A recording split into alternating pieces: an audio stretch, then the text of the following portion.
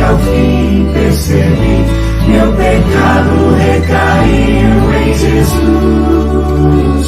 Foi então pela fé que meus olhos abri, que prazer sinto agora em sua luz.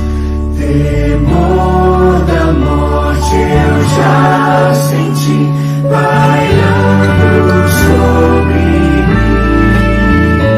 Aos pés de Cristo então corri, e achei abrigo enfim.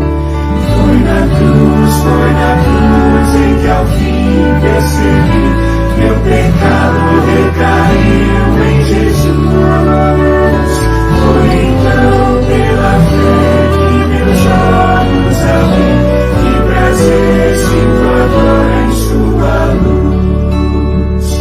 Remido ao Cristo no coração, eu ponho ao teu dispor. Teu nome quero sempre honrar teu santo amor.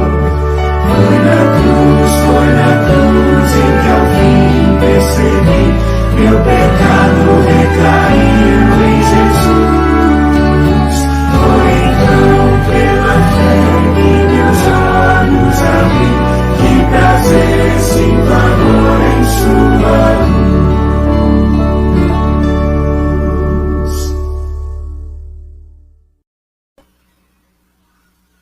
Boa noite, Brasil!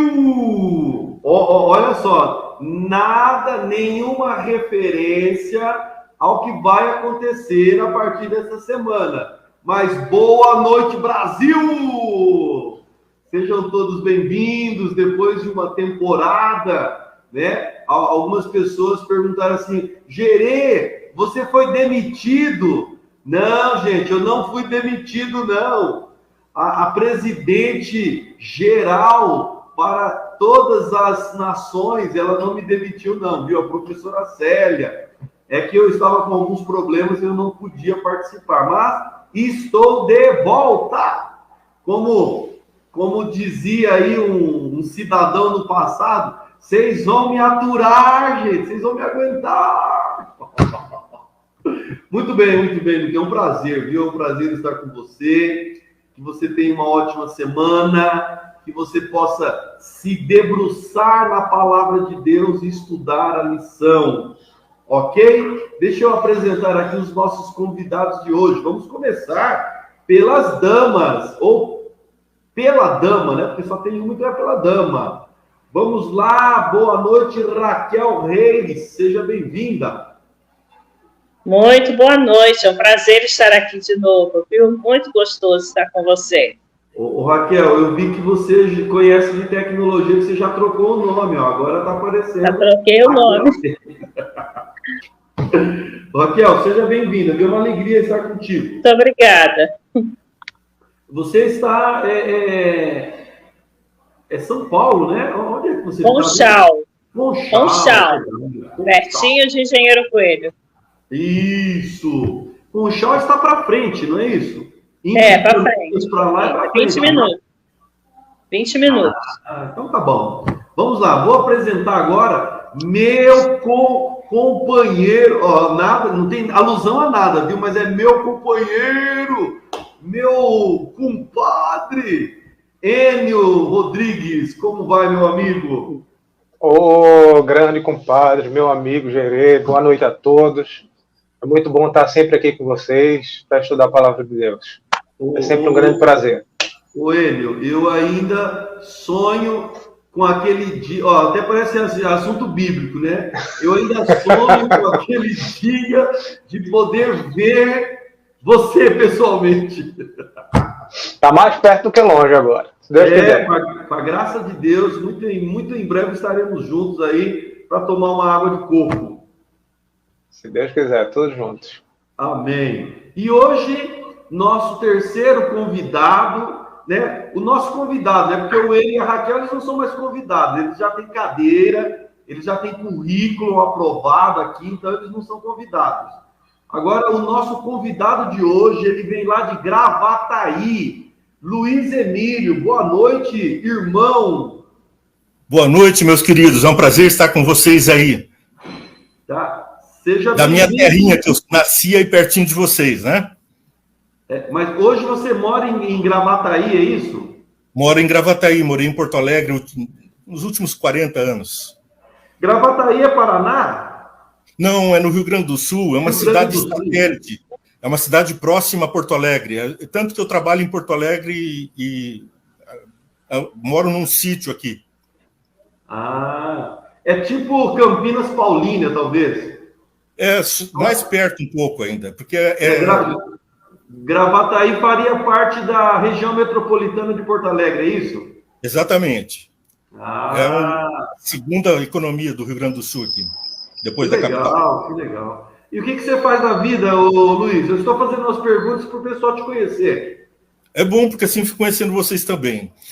Eu sou advogado e também jornalista. E nas horas vagas eu gosto de dar aulas. Então, eu sou professor de História e de Biologia. Nossa! Aí, ó, a Raquel é professora também, né, Raquel? Também. Olha só que bênção. Muito bem. Mais uma vez, seja muito bem-vindo, viu? Que seja a primeira de várias outras oportunidades, ok? Ok, que Deus abençoe. Nós estaremos analisando seu currículo. Quem sabe você será aprovado e você volta. Olha, eu espero que seja um passo para ser aprovado no currículo de cima. Já está aprovado. Já está aprovado. A Raquel e o Enio são muito exigentes na banca de examinadora, mas eu acho que você vai ser aprovado. Pronto. Já está aprovado. Aprovado, sim, serei perante o rei. Ei, bênção. Ó, vamos ver aqui quem é que já está conectado conosco também. Deixa eu dar um zoom em mim aqui. Pronto.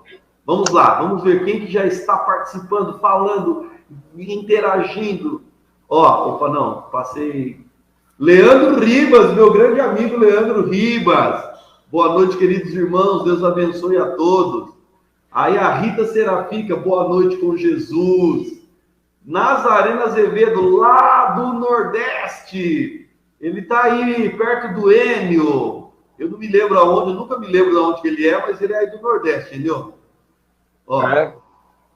Neuza Costa, Dona Neuza. Gente, vocês não conhecem a Dona Neuza, mas ela é um amor de gente. Eu amo muito a Dona Neuza. Ó, Rita Serafica. Boa noite aos professores e aos irmãos. Ó, diretora superintendente geral. Boa noite, ó, diretora superintendente geral. Seja bem-vinda, majestade. Ó, aí o Leandro foi aqui. Boa noite, Gerê. Seja bem-vindo, meu amigo e irmão. Boa noite, Leandro. Leandro, eu estava meio sumido, né? Mas eu não fui demitido, não, viu, Leandro? Ó, Euclides Causado. Nossa, Euclides Causado Simor. Nossa, Euclides, que chique. Boa noite, queridos irmãos e amados professores. Obrigada. Rosiane. Oi, Raquel. Achei que você tivesse falado alguma coisa. Rosiane, boa noite, queridos irmãos e professores. Boa noite, Gerê. Boa noite, Rosiane. Tudo bem com você? Ó, o Leandro coloca aqui. Gerê, estou sentindo falta do Rodrigo Silva. Nunca mais ele entrou na live. O Leandro, eu falarei com a Célia para convidar o Rodrigo Silva. Gente, é outro Rodrigo Silva, viu? Não é o Rodrigo Silva que vocês estão pensando, não. Ó, a Rita coloca aqui, em suma, Jesus estava prometendo a ele, então ali, que um dia ele receberia a vida eterna. Isso aí já é a mensagem de uma das lições. Aí ela põe ó, o sindicato, gente, o sindicato, ele não deixa passar. Uma mulher e 3 homens. Ei, Rita. Ó, seja bem-vindo, Luiz. A Célia aqui dando as boas-vindas para o Luiz. Aí, o Nazareno aqui através do YouTube. Boa noite. A Rosiane. Deus abençoe o nosso estudo dessa lição. Amém, Rosiane. Rosiane, cadê a sua metade? Você está sozinha hoje, Rosiane? Isso não é possível, você estar sozinha. Muito bem. Luiz, você, por gentileza, você pode dirigir a oração para nós? Com prazer. Só dar zoom em você aqui, espera só um pouquinho. Pronto. Você faz a oração para nós, por favor? Vamos orar. Senhor Deus, estamos reunidos de leste a oeste, de norte a sul, com o objetivo de compreender melhor a sua palavra, entendermos e também ampliar o entendimento que temos através do estudo da Bíblia, da tua palavra. Não nos deixes tropeçar, mas antes dirige com o teu Santo Espírito os nossos passos, a nossa mente, nosso entendimento e o nosso coração para seguir a tua vontade. E bênçãos eu peço para todos que estão assistindo e participando, em nome de Jesus. Amém. Amém. Obrigado, Luiz, pela oração. Muito bem, vamos lá. Deixa eu substituir aqui. Pronto. Muito bem, amados. Você tem antes de estudar a lição, antes de entrar na lição, deixa eu fazer uma propaganda. Não estou ganhando para fazer a propaganda, viu? Mas parei. Você já conhece o aplicativo da Escola Sabatina que você pode baixar no seu celular? Se você não conhece, procure conhecê-lo. É um aplicativo muito legal. Eu ia compartilhar minha tela, acabei esquecendo. Depois eu faço isso durante a semana. Mas é o aplicativo do celular, amados, ele é muito prático, ele é muito funcional. Eu tenho usado só ele, aboli a lição impressa, agora é só pelo aplicativo do celular. Ele é free, ele é de graça. Você pode destacar as passagens. Quando você clica na passagem, ela abre a passagem da Bíblia. Então, se você não tem ainda, pode procurar instalar no seu celular, porque ele é muito legal. Mas vamos lá. Quarto trimestre. Vida, morte e eternidade. Olha só, a sequência. Vida, morte e eternidade. Esse é o tema trimestral que nós estamos estudando. A lição de hoje, o tema da semana. Passagens bíblicas controversas. É impressionante. A Bíblia você acha de tudo. Tudo que é necessário. Inclusive, quando existem alguns questionamentos, a própria Bíblia tem as respostas para os questionamentos. E é sobre isso que nós estamos estudando essa semana. Passagens bíblicas controversas. E é interessante, e eu já vou passar aí para a Raquel, para o N e para o Luiz, que se você quer criar uma doutrina, basta você pegar um texto fora do contexto e você cria uma doutrina.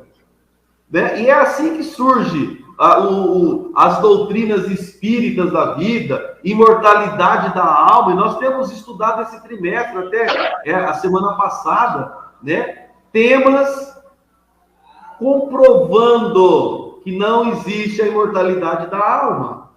Só que essa semana nós vamos ver algumas passagens que algumas pessoas, elas abraçam de mão cheia, né? Abraçam assim, com toda a força, ela está aqui, a Bíblia está falando que existe vida após a morte.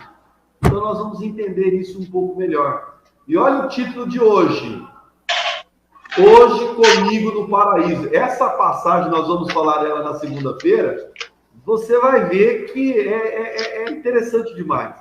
Raquel, comente aí a introdução da lição. Como nós estamos em 3, né, dá para cada um comentar aí uma parte e depois pode fazer uma réplica.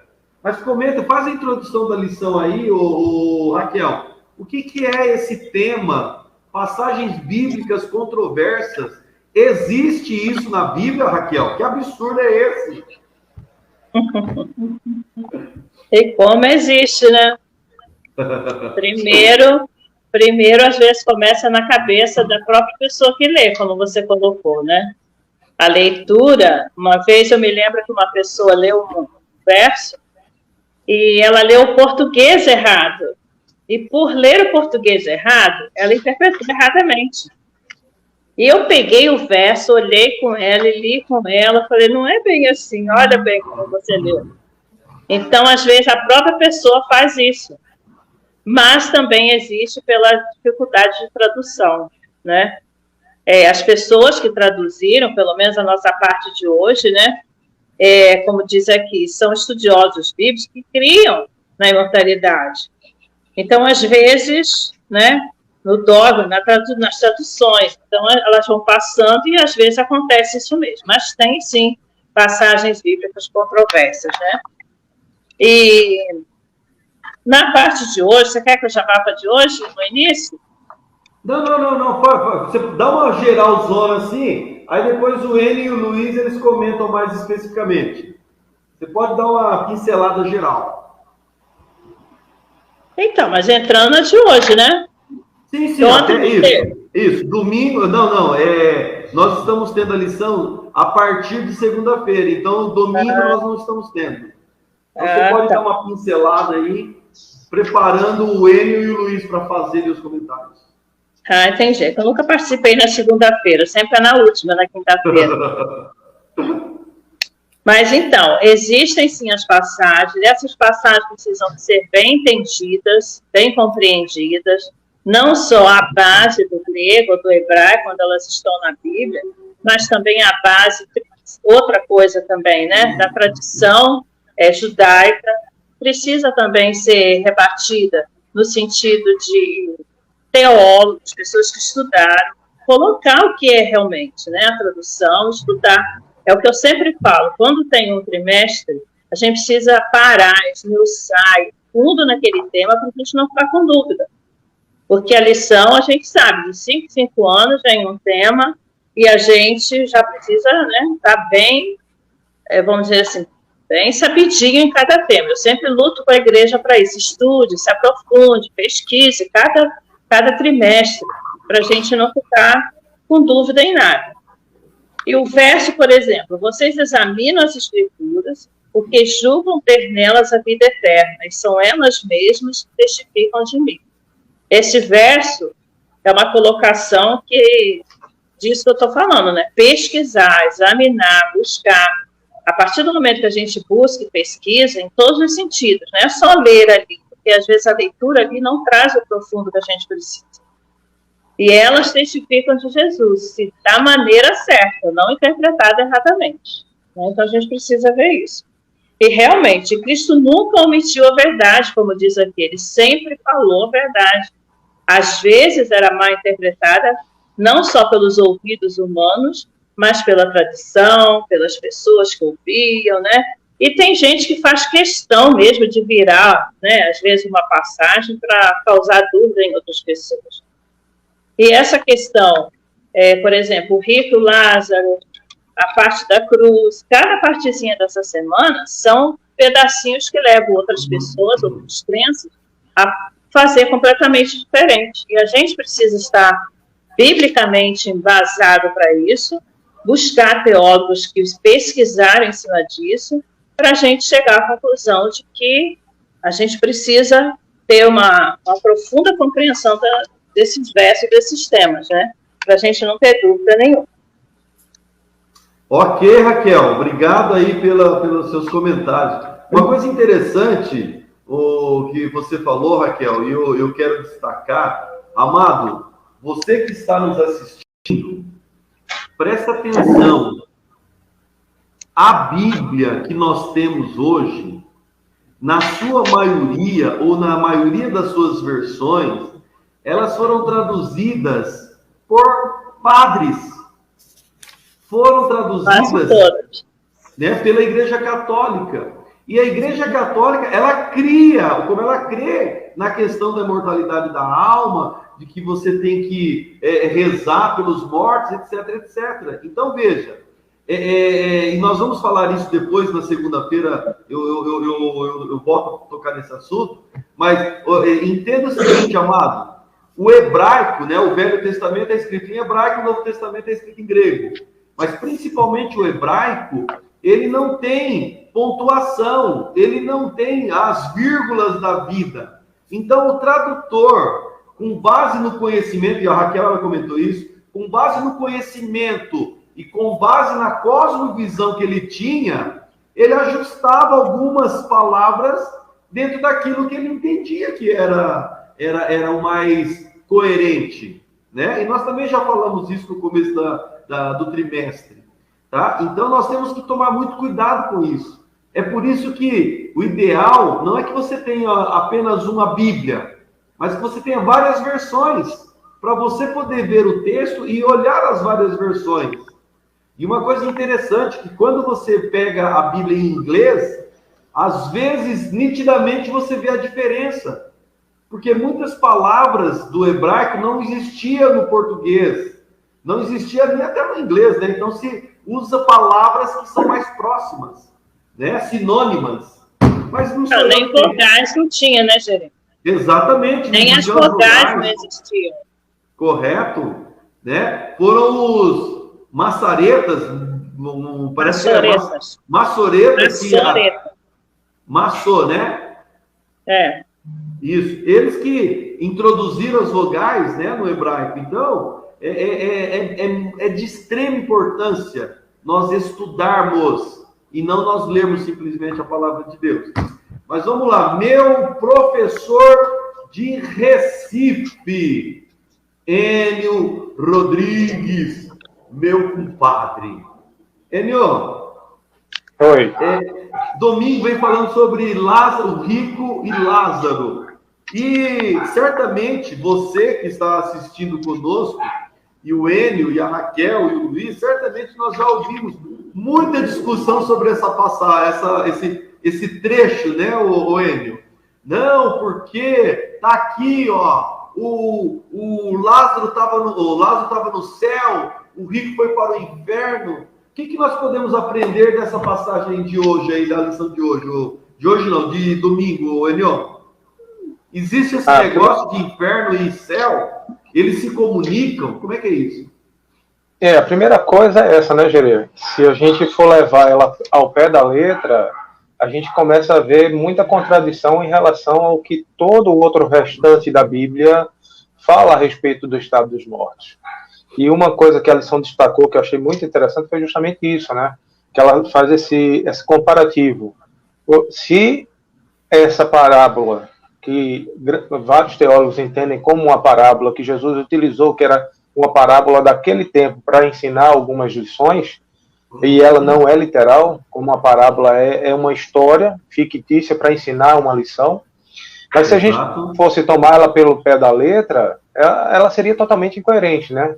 A começar por esse detalhe que você falou, a distância entre o céu e o inferno, a questão da gente estar no paraíso e vendo os nossos entes queridos, ou alguém querido que não tivesse salvado ali, passando todo aquele tormento, né? Então são coisas incoerentes que dentro da própria Bíblia ela não se encaixa. E a maioria dos teólogos, né, principalmente os teólogos adventistas, eles enxergam isso aí realmente como uma parábola, onde Jesus queria ensinar principalmente duas coisas ali, né? A questão de que status ou reconhecimento social, isso não tem nenhum valor quando a gente pesa na questão de salvação, né? E que o nosso destino, ele é decidido enquanto a gente está vivo, enquanto nós estamos aqui. Depois que morreu, o destino está selado, né? Então, são duas coisas que a gente pode tirar bem forte. Primeiro, que é uma parábola, né? E essas duas intenções que Jesus tinha ao ensinar essas parábolas para aquele público que estava ali ao redor escutando ele. Legal. Ô, Enio, e é interessante, né? E aquilo que eu falei no começo, as pessoas, quando elas querem, elas criam as doutrinas, né? Porque, veja, a parábola das 10 virgens é literal ou é uma parábola? É uma parábola, e nós sabemos disso.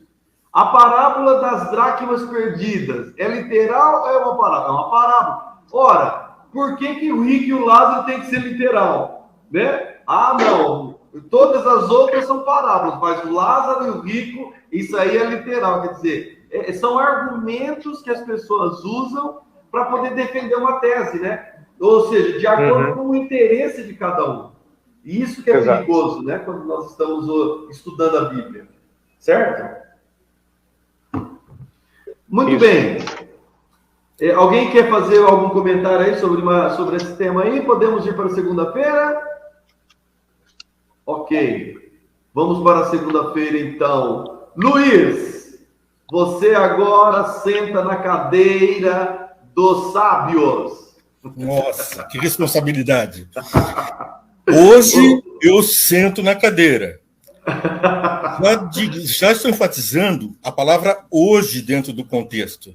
Por aqui a gente tem uma ideia do tema nosso de hoje. Hoje, comigo no paraíso. A ênfase que o autor da lição nos dá é que existe uma palavra a ser enfatizada, no caso, o hoje. Eu trouxe um exercíciozinho rápido e gostoso. Alguém consegue ler? Soltar, não enforcar. Tá meio esquisito, né? Vamos deixar isso mais claro? Soltar, não enforcar. Opa, tá salvo, pessoa. Mas a mensagem que foi para o soldado foi essa. Soltar, não enforcar. Coitado do vírgula soldado. Só, e mudou todo o contexto. Devo soltar o soldado ou não? O general mandou soltar, mas acabaram enforcando o coitado. Erro de uma vírgula muitas vezes define a vida das pessoas. Assim também a nossa lição traz o seguinte sentido. Maldita vírgula. E nesse caso aqui é a que traz confusão. Nós estamos confusos quanto à palavra de Deus por uma vírgula, assim como nesse texto. Em verdade, te digo, hoje estarás comigo no paraíso. É assim que está escrito lá no grego. Por quê? O grego, como já foi dito anteriormente, ele tinha vestígios de sinais, de vírgula. Foi com o grego que começou a aparecer isso. Deus se comunicou com o homem lá no tempo de Abraão, quando surgiu a escrita. A primeira coisa que Deus fez foi providenciar a comunicação com o homem naquela forma, porque no paraíso ele começou dizendo ao homem tudo o que ele devia fazer. Depois, com o pecado, Adão, onde estás? É Deus procurando o homem. E então surge a escrita e Deus imediatamente comunica a palavra escrita ao homem. O problema é que a pobreza da linguagem primitiva, por que eu digo primitiva? Não é porque fossem macaquinhos, não, evoluídos. Não, é porque a escrita estava engatinhando os sinais, ainda partindo do hierógrafo para o hebraico, como foi dito, com poucas palavras, depois o grego com 45 mil palavras, mais 45 entre nomes, pronomes, sensações e tudo, e mais 35 mil palavras. Então, o acervo literário ainda era pequeno, o gramatical, muito menos ainda em questão à vírgula. Por isso que veio, então, o nosso texto. É preciso fazer a correção, a mesmo exercício de antes.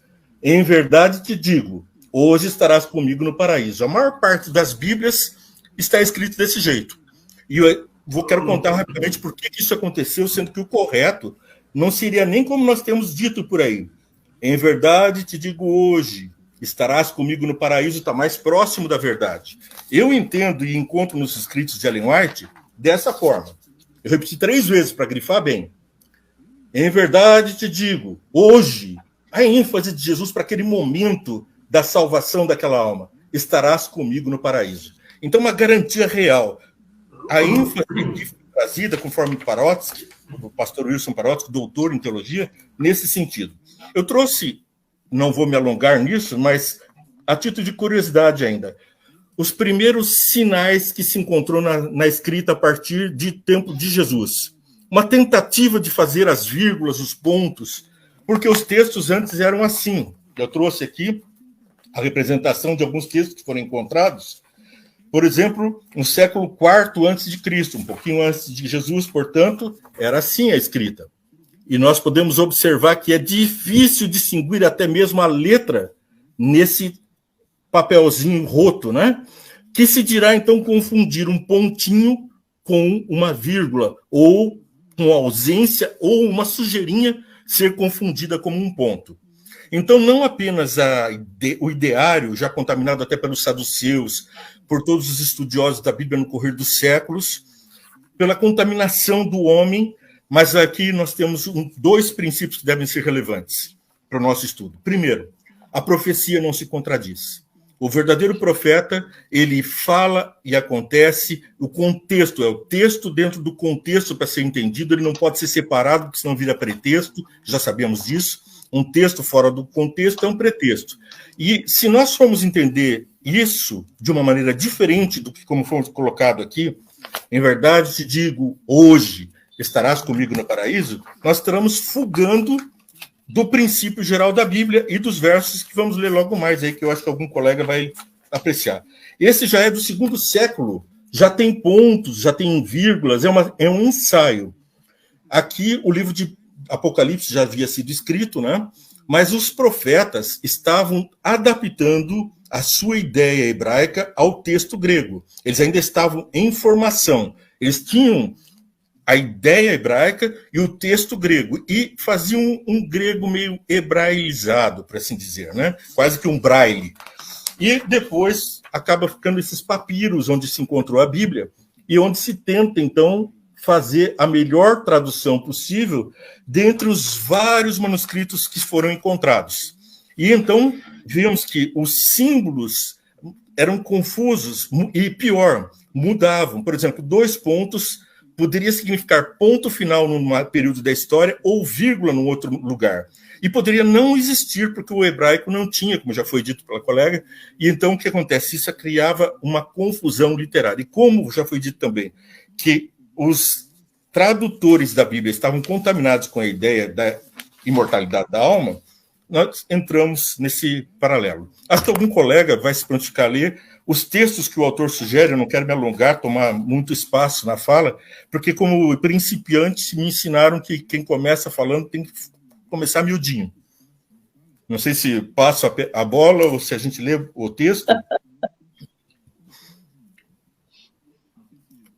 Bom, se vocês não falam, eu vou adiante, né? Nós temos o verso da Bíblia. Pode ler à vontade aí, Luiz. Eu quero enfatizar uma coisa que tocou muito no meu coração ao estudar essa lição. Caveira, Gólgota, Monte das Caveiras, são os nomes dados ao lugar onde Jesus foi crucificado, porque ali existiam muitos crânios, lugar dos crânios.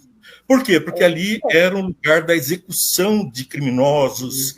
E o pior, Jerusalém não tinha chegado ainda ao Gólgota.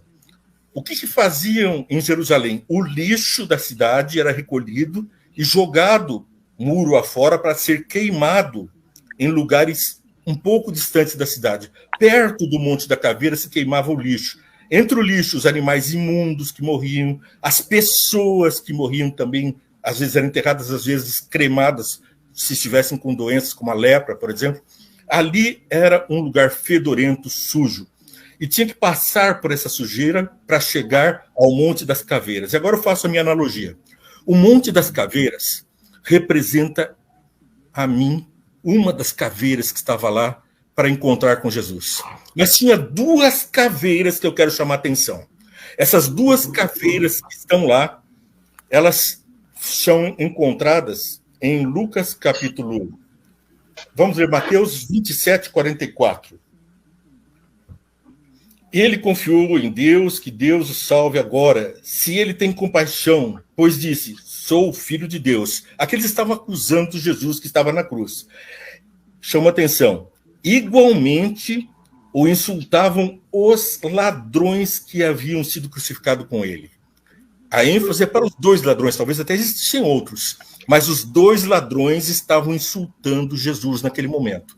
A gente tem a mania de pensar que era um dos ladrões e que o outro era bonzinho. Não, eram os piores criminosos da história. E o texto de Jesus é Mateus 23, 43, que é o texto-chave. Jesus lhes respondeu, eu lhes garanto, hoje você estará comigo no paraíso. Então, vamos dar ênfase correta. Eu lhe garanto, hoje você estará comigo no paraíso. É hoje que eu te garanto, a salvação que chegou à tua porta hoje. Mas em Lucas, capítulo 12, aliás, capítulo 23, 43, ele faz paralelo com outros lugares da Bíblia que eu não vou ler agora para não tomar muito tempo, né? Mas eu chamo a atenção aqui para João. João, no capítulo 20, verso 17. Jesus disse, não me segure, pois ainda não voltei para o Pai.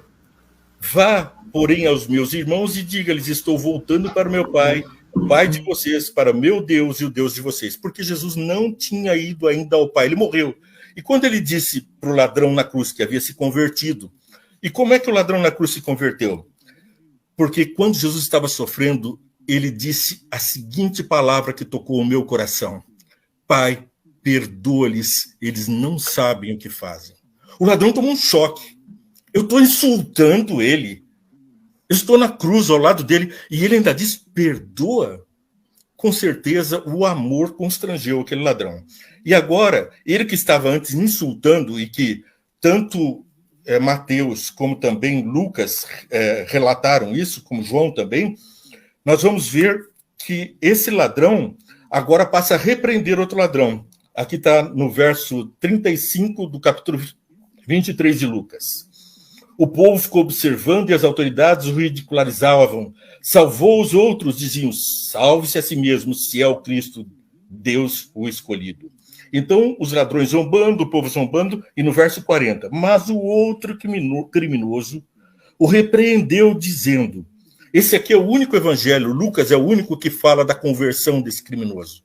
Os outros dizem que eles estavam insultando, blasfemando. Mas o outro criminoso repreendeu, dizendo: você não teme a Deus, nem estando sob a mesma sentença? Nós estamos sendo punidos com justiça, porque estamos recebendo o que os nossos atos merecem. Mas este homem não cometeu mal nenhum. Então ele disse: Jesus, lembra-te de mim quando entrares no teu reino. Jesus morreu.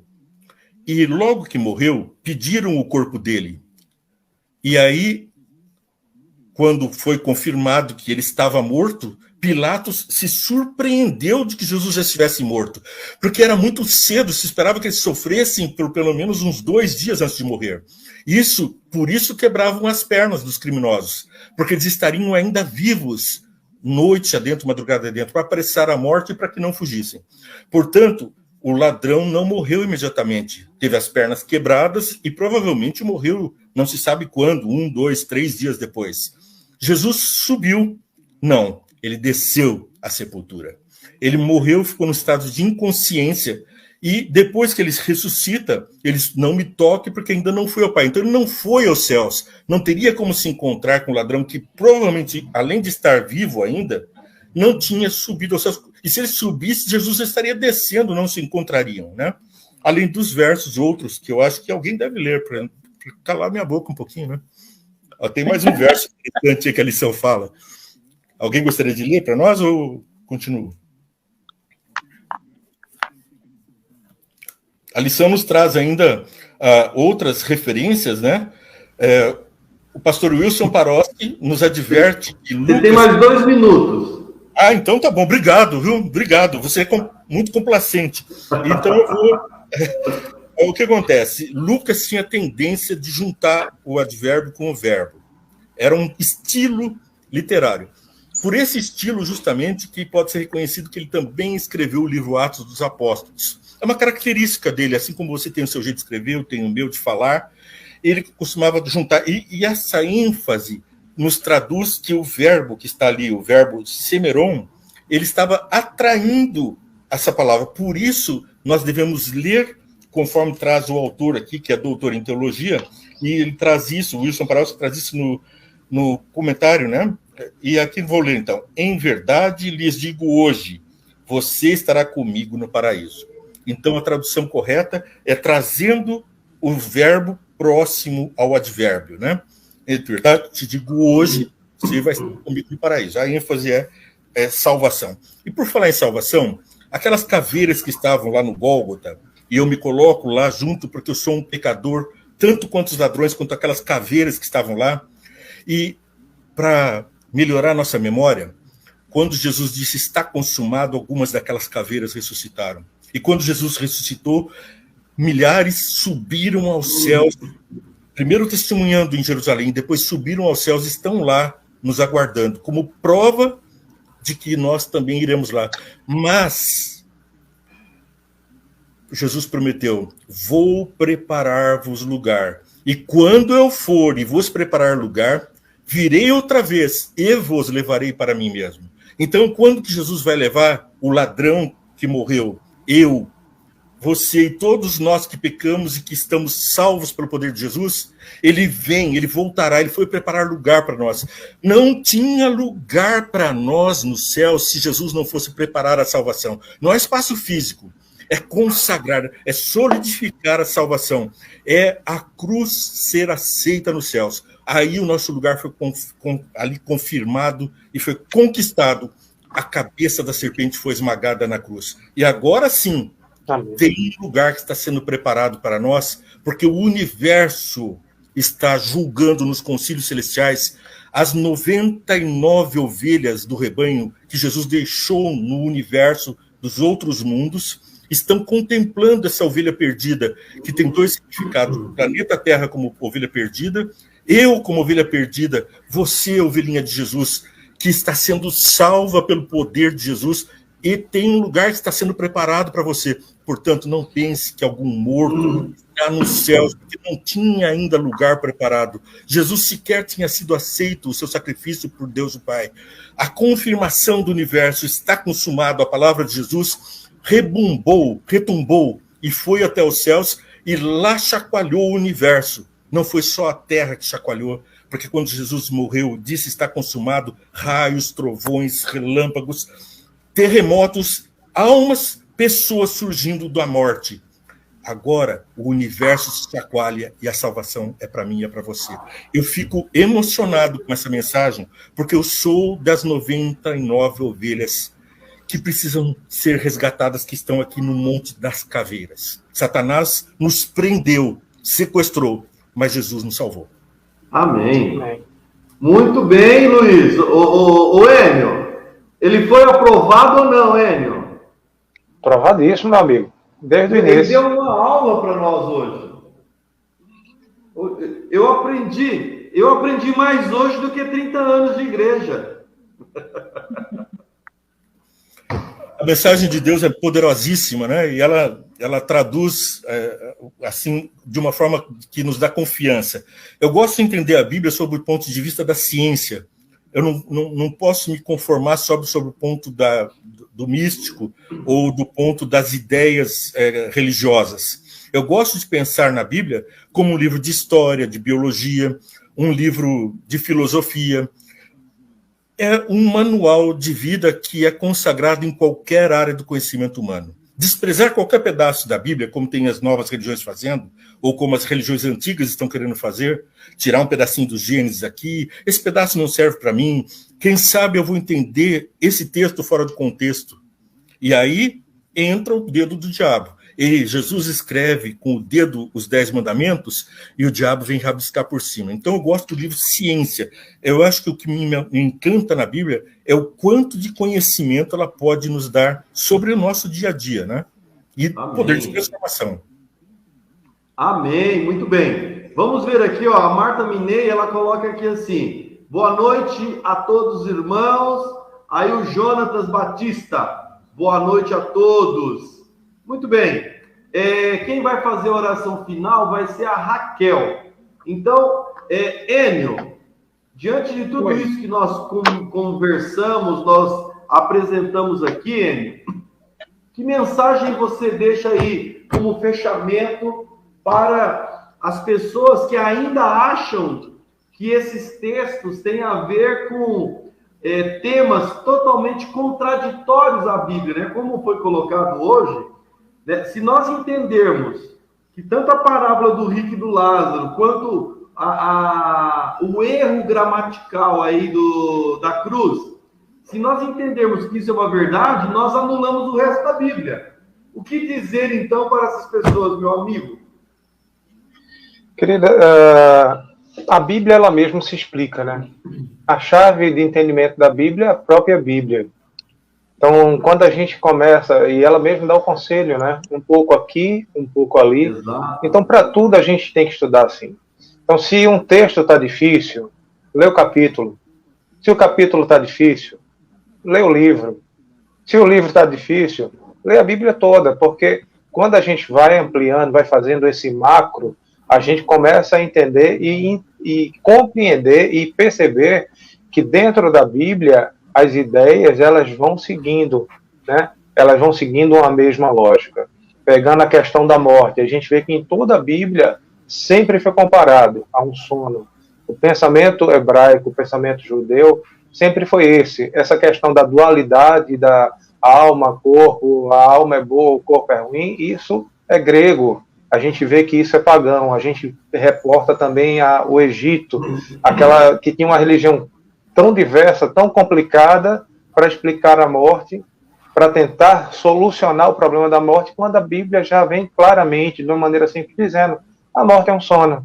Todos nós que não teremos que não cheguemos até Jesus voltar, teremos que passar por ela. Alguns, né?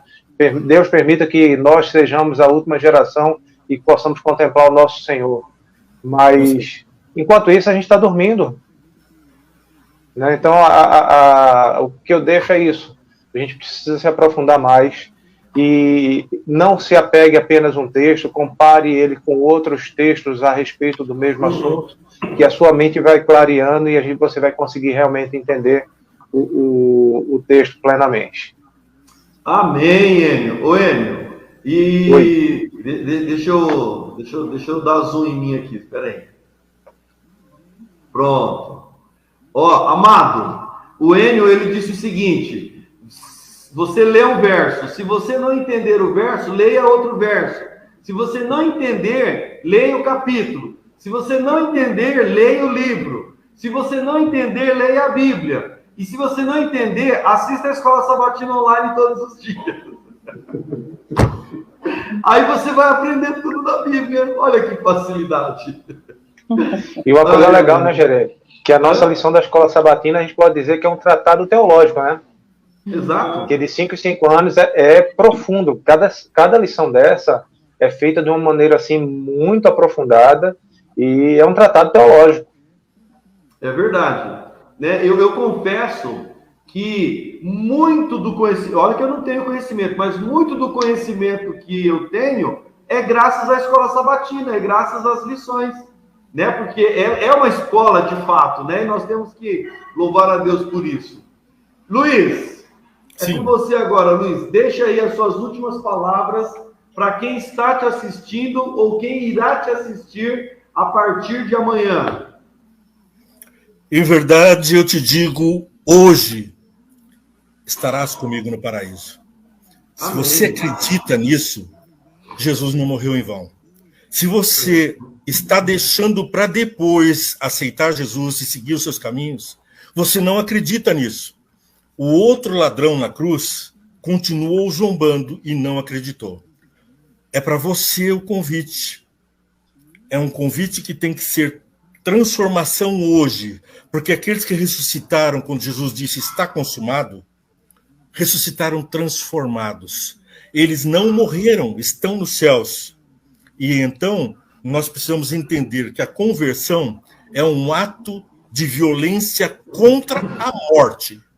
Nós vencemos, através de Jesus, a morte do pecado que enraizou em nós. Agora, cada pecadinho que nos contamina com conhecereis a fruto do conhecimento do mal, e certamente morrerás, vai sendo eliminado da nossa dieta. A dieta do pecado vai sendo deixada para trás e vamos apreciando a da árvore da vida de Jesus. E precisamos ter essa transformação, porque ninguém pode subir aos céus como está, porque lá será um filho do diabo a semear novamente a semente da árvore do conhecimento do mal. Você não pode ficar. O convite de Jesus é para você. Levanta, segue o caminho de Jesus, porque é através da cruz que nós vamos chegar aos céus. Jesus estendeu a mão para os céus e para a terra e fez de novo a ponte que havia sido destruída por Satanás. Não fique sequestrado. A liberdade do pecado hoje é a liberdade do conhecimento do mal. Você não precisa experimentar o mal. Você está sendo salvo agora. Não é quando Jesus voltar que você vai ser salvo. Não é para a vida eterna que você vai ser salvo. É para ser salvo agora e ter uma vida transformada, nova com Jesus. Já, hoje. Em verdade, digo hoje. Amém, amém. Raquel, é com você, Raquel. Espera um pouquinho, Raquel. Ainda não é com você, não. Agora sim, é com você. Você faz aí o seu fechamento e aí você já pode terminar com oração. Tá bom. Eu só peço permissão para fazer um resumozinho dessa segunda-feira, talvez não para nós que estejamos assistindo, 60 adventistas, mas talvez para ajudar alguém que venha colocar, né, para as pessoas o verso erradamente, vamos dizer assim. Então, resumo. No original não tem que, quando a gente fala, né, que é hoje, que, não tem o que, não tinha vírgula, não tinha nada disso. Nós falamos muito dessa dificuldade que tinha para a tradução. Então, não existe que, nem vírgula, não existe no original. A partir, por exemplo, hoje, quando você tem uma dúvida em português, na nossa língua, ou em qualquer língua, você vai a um dicionário, você vai, né, ao Google, em termos, mas você vai à gramática. A gramática que normatiza o uso que a gente faz. Ela disse que é assim, a gente sabe que é assim e acabou. Não tem que ficar falando erradamente. Lá atrás era o contrário. O uso é que esquematizava a gramática. Então, os dois estudiosos desse texto, que foi Wilson Paroski e Rodrigo Silva, eles chegaram a essa conclusão. Como ele falou dos dois pontinhos, né? Luiz. Depois de tanto pesquisar, buscar, né, já que não tinha o quê, não tinha vírgula, como é que ia interpretar esse verso? Então, eles viram, né, os estudiosos, não só esses dois, mas o Rodrigo, em especial, ele viu esse pontinho, um pontinho em grego significa pausa, né? Calma, eu estou falando hoje, né? Hoje é um advérbio de tempo que eu estou falando. Igual a gente fala às vezes com uma pessoa, com uma criança, presta atenção no que eu estou te dizendo hoje, né? A gente usa muito essa expressão para aluno, para criança, para qualquer pessoa, presta atenção no que eu estou te falando hoje. Então, esse seria um resumo da colocação desse verso. A gente precisa saber certinho, direitinho, ter essa aprendizagem e ensinar para outras pessoas quando vierem com a teoria errônea para cima, né? Não só de nós, mas às vezes numa discussão, numa classe bíblica ou em outro lugar qualquer. Então, ficar esse resuminho. E como ele fechou muito bonito, né? Esse hoje significa o dia da nossa decisão, o dia que a gente realmente precisa entender que é o dia da gente aceitar. Eu acho que a gente fecharia muito bem isso lembrando disso, gravando isso. Esse hoje é uma coisa de tempo, é hoje, é agora que eu preciso entender e compreender o efeito da salvação para mim. Amém. Eu agradeço muito e vamos orar, né? Espera aí, Raquel, espera aí, deixa eu me despedir aí dos meus colegas e amigos. Luiz, muito obrigado pela sua participação. Você foi contratado, tá bom? Depois nós negociamos o salário. Tomara que essa aprovação chegue lá em cima também. Era o objetivo no começo. Não, fica tranquilo que nós somos assim, ó, lá com o pessoal de cima. Meu pai. Espero que é verdade. Intercedei uns pelos outros. Deixa a Célia ouvir isso que eu tô na rua. Ela está ouvindo. Ô, Luiz, foi um prazer conhecê-lo. Muito obrigado pela sua participação e que você possa voltar mais vezes, tá bom? Fico à disposição e eu que fiquei muito contente porque a nossa irmandade cresceu. Eu voltei às minhas origens aí com vocês. Ouvi o sotaque gostoso, o meu sotaque, né? E levei um pouco do sotaque aqui do Sul, um pouquinho, para vocês, porque eu estou contaminado com daí. A minha linguagem ainda está um pouquinho dispersa. Eu estou como os judeus, um pouco do hebraico, um pouco do grego por aqui. Ok. Enio, meu amado, muito obrigado. Como você diz aí, um cheiro para você. Obrigado, meu querido. Um abração e um cheiro também para todos. Dá um beijo aí na família e naquela loirinha linda. Pode deixar comigo. Brasil, a loirinha linda é minha filha, tá bom? Fica com Deus. Obrigado, um abraço. Raquel, obrigado aí pela sua participação também. É um prazer sempre estar com você, viu? Amém. Agora sim você pode terminar com a oração. Deixa eu dar zoom aqui em você. Pronto, agora pode. Querido Deus, nós estamos aqui agradecidos pelo privilégio de aprender mais de Ti. Sabemos que muitas vezes vêm ideias errôneas, vêm pensamentos ruins, mas Tu estás bem claro, bem pertinho de nós para mostrar o que é certo e o que não é. e que nós possamos pesquisar, possamos ler, possamos realmente nos aprofundar naquilo que é preciso para nós. Dá-nos a tua proteção, ser com cada pessoa que esteve nessa live, que eles possam também entender e participar sempre. Dá-nos uma boa noite, em nome de Jesus. Amém. Amém, amém. Muito bem. Amado, você que está do outro lado aí, fica com Deus, um beijo a todos, estaremos amanhã às 19 horas juntos. Tchau, vamos ouvir um hino. O céu é Jesus. Tchau.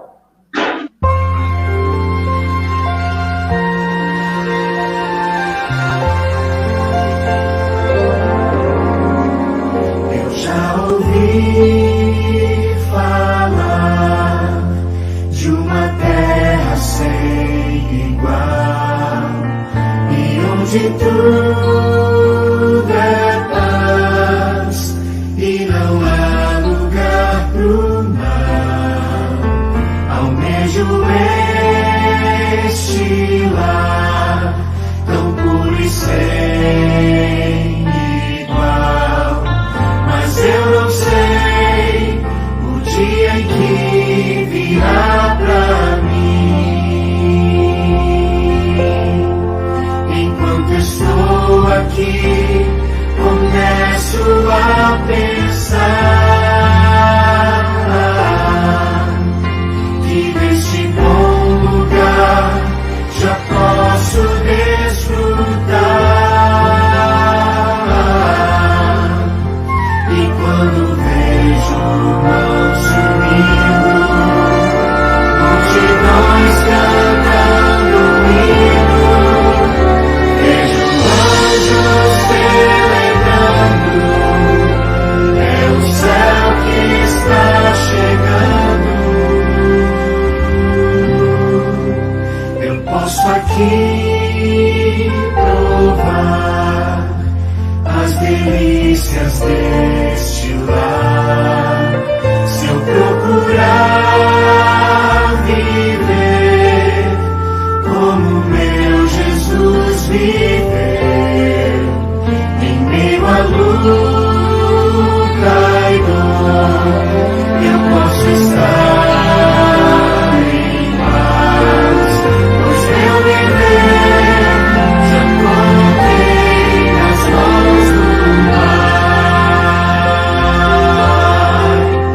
Enquanto estou aqui, começo a pensar que deste bom lugar já posso desfrutar. E quando vejo o manso hino, multidões cantando um hino, vejo anjos celebrando, é o céu que está chegando. O céu é aqui, se eu tomo tempo pra louvar. O céu é aqui, se eu me ajoelho para orar. O céu é aqui, se eu aprendi a perdoar. O céu é Jesus, e onde ele estiver, o céu será ali. Pois não existe céu sem Jesus, e não existe paz sem Jesus. Sem ele a riqueza do universo é sem valor. É que mar de cristal sem Jesus, e flores que não murcham sem Jesus.